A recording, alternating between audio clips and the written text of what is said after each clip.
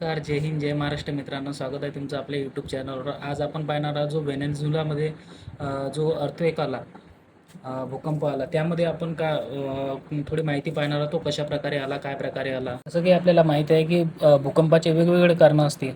तसंच त्यामधलं एक कारण आहे प्लेट टेक्टॉनिक कारण.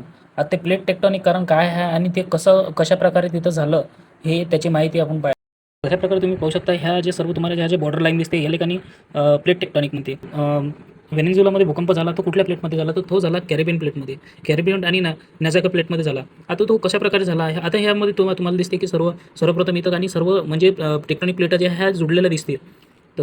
त्याच्यानंतर ही झाली दक्षिण अमेरिकाची प्लेट, त्याच्यानंतर ही कॅरिबियन झाली, नाझाका झाली आणि हे पॅसिफिक ओशन आहे. आता पॅसिफिक ओशनचा एक म्हणजे असं महत्त्व, पॅसिफिक ओशनचा हा जो भाग दिसते, हा याचा पूर्वी किनारा म्हणजे पश्चिमी किनारा आणि हा पूर्वी किनारा, हा संपूर्ण एकच भाग असून हे सर्व रिंग ऑफ फायर म्हणजे हा जो पूर्ण भूकंप पट्ट्यामध्ये येतो, ज्यामध्ये इथं तुम्हाला जपान, ऑस्ट्रेलिया, इंडोनेशिया हे सर्व जे भाग दिसते, हा सर्व भूकंप पट्ट्यातला भाग आहे.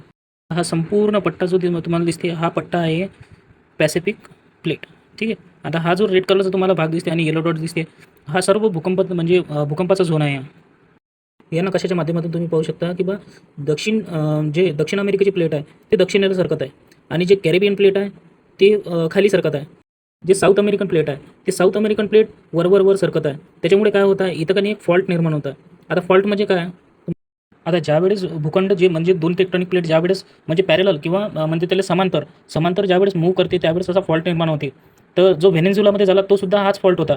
त्या ठिकाणी जो भूकंपाचा जो केंद्र होता तो अतिशय म्हणजे कमी पातळीवर होता, म्हणजे अतिशय कमी खोलीवर होता. त्याच्यामुळे त्याचं तिथं जो आहे तो विध्वंस म्हणजे जास्त झाला. तर व्हेनेझुएलाचा हा सर्व भाग भूकंपाच्या पट्ट्यात येतो. त्या ठिकाणी एकाच मिनिटाच्या अंदर 2 भूकंप झाले. एक 7.2 आणि एक 7.5 असे 2 तीव्रतेचे भूकंप त्या ठिकाणी पाहायला भेटते.